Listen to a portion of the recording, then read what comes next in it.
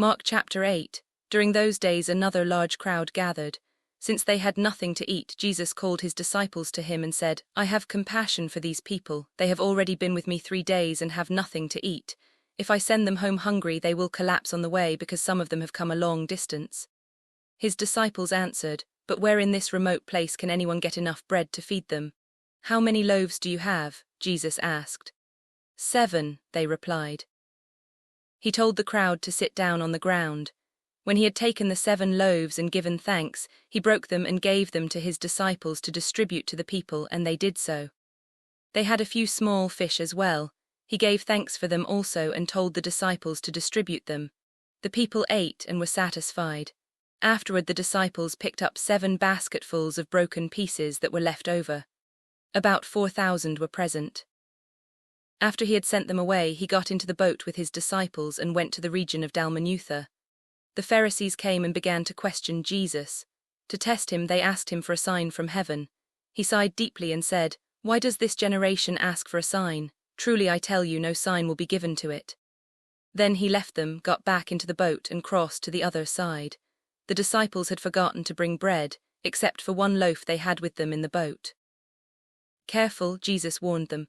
Watch out for the yeast of the Pharisees and that of Herod. They discussed this with one another and said, It is because we have no bread. Aware of their discussion, Jesus asked them, Why are you talking about having no bread? Do you still not see or understand? Are your hearts hardened? Do you have eyes but fail to see and ears but fail to hear? And don't you remember, when I broke the 5 loaves for the 5,000, how many basketfuls of pieces did you pick up? 12, they replied. And when I broke the 7 loaves for the 4,000, how many basketfuls of pieces did you pick up? They answered, 7. He said to them, Do you still not understand? They came to Bethsaida, and some people brought a blind man and begged Jesus to touch him. He took the blind man by the hand and led him outside the village. When he had spit on the man's eyes and put his hands on him, Jesus asked, Do you see anything? He looked up and said, I see people, they look like trees walking around. Once more Jesus put his hands on the man's eyes. Then his eyes were opened, his sight was restored, and he saw everything clearly. Jesus sent him home, saying, Don't even go into the village. Jesus and his disciples went on to the villages around Caesarea Philippi. On the way he asked them, Who do people say I am? They replied, Some say John the Baptist, others say Elijah, and still others one of the prophets. What about you? He asked. Who do you say I am? Peter answered, You are the Messiah. Jesus warned them not to tell anyone about him.